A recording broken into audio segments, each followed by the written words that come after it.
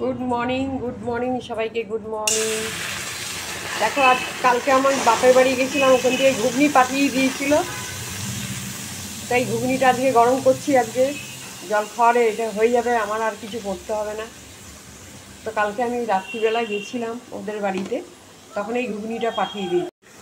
তো আমি বললাম তাহলে আমাকে ঘুগনিটা যখন নিয়েই এসছি, তখন আর আজকে সকালে জল খাওয়ার কিছু না করলেও হবে, তাই ঘুগনিটাই গরম করে নেবো। ঘুগনিটাই খাওয়া দাওয়া জল খাওয়ার আমাদের হয়ে যাবে সকালবেলা, তাহলে আমাকে আর কিছু করার দরকার নেই। ও বললো ঠিক আছে, তুমি তাহলে এটা গরম করে দাও, আমরা সকালবেলা খেয়ে নিই। তাই ভালো হলো, রবিবারে তোমার ভালোই, তাহলে সকালে ঘুগনিটা খাওয়া হচ্ছে। রবিবারটা স্পেশাল কিছু হয়, ঘুগনিটা দিয়েই শুরু হলো।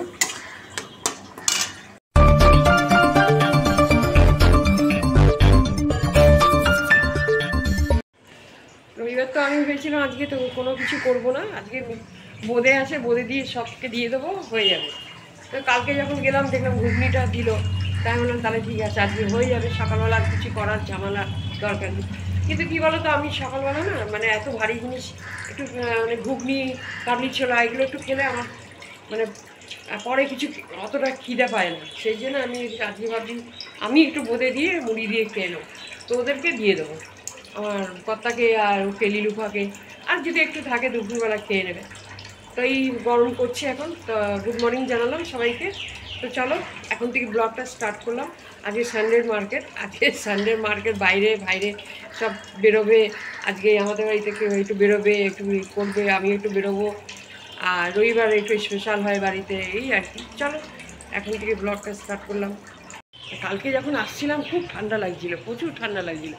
আমি এসে মানে একদম সঙ্গে সঙ্গে মানে একটু বসেছি, মানে আমি যখন আসছি রিক্সা করে, তখন দেখি রিক্সাওয়ালারা পুরো একদম কাগজ ফাগজ জ্বালিয়ে হাত ছেঁকছিল।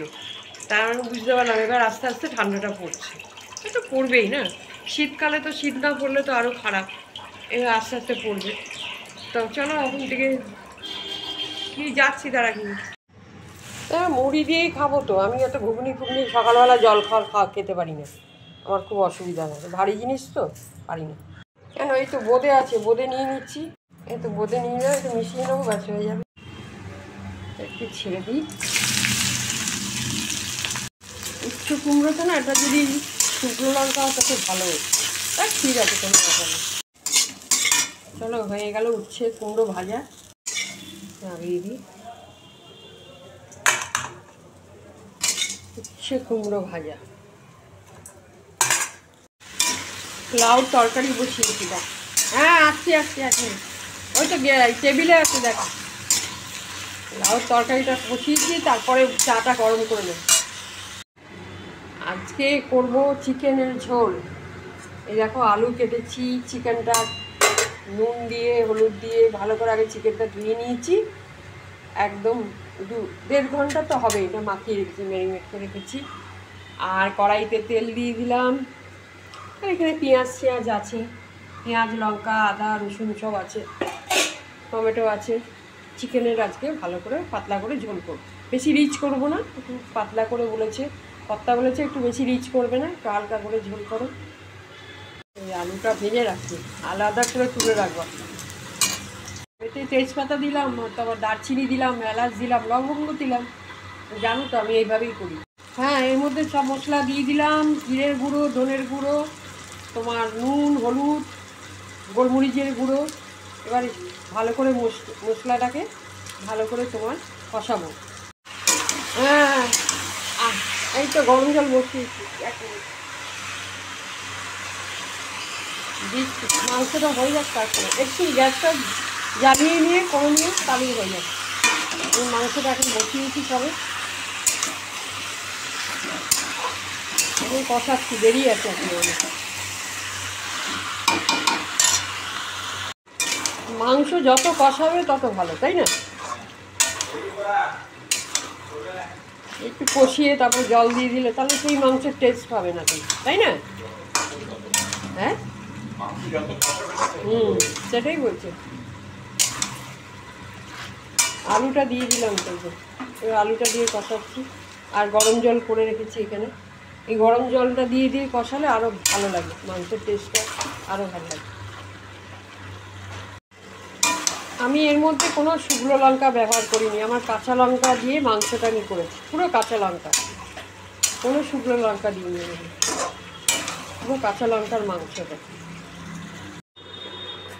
আর ভালো লাগে, হ্যাঁ মাংসটা দেখেছো দারুণ হয়েছে না? না নুন টেস্ট করলে কেরম বুঝলে ভালো হয়েছে তো?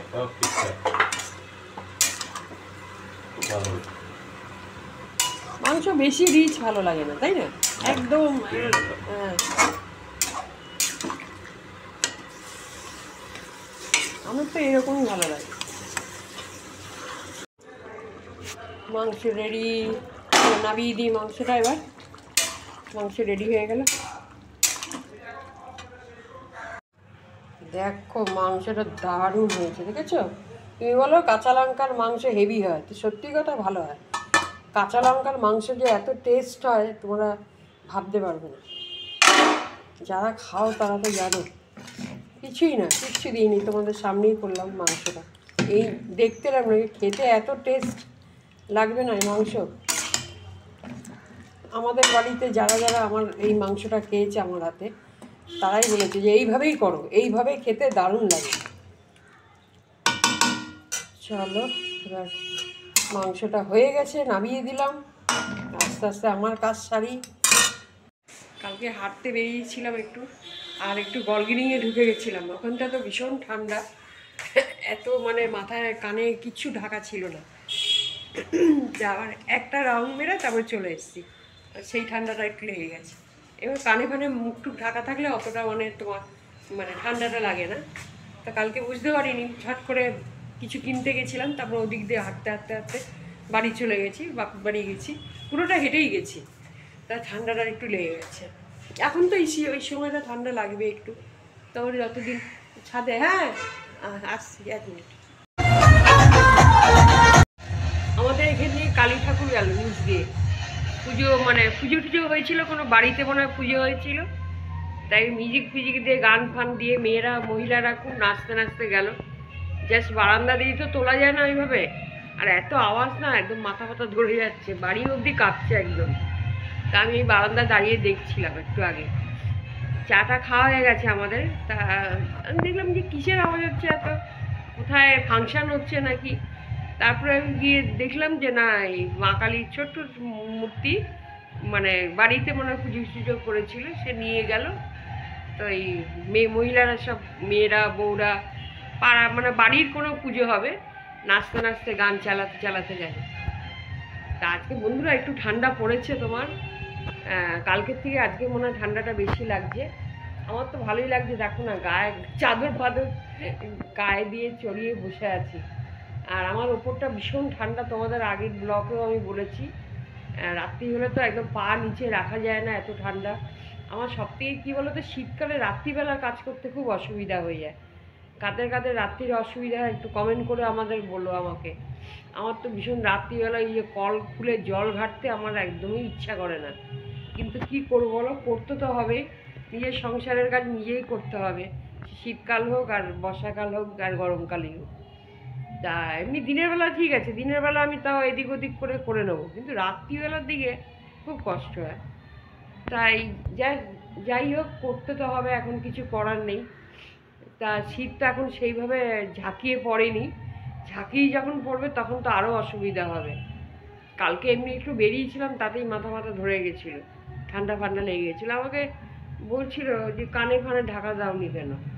আমার বান্ধবী একজন ফোন করেছিল, সে বলছিল যে কান ফান ঢাকা দিসনি কেন, কান নাকটা ঢাকা দিয়ে তবে বেরোবি, এতে ঠান্ডাটা বেশি লেগে যায়।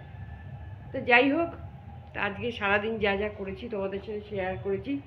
আজকে রবিবার স্পেশাল একটু বাড়িতে কিছু করি রান্নাবান্না, সেটা তোমাদের সাথে শেয়ার করেছি, দেখে নিন ব্লগে যখন আপলোড করব।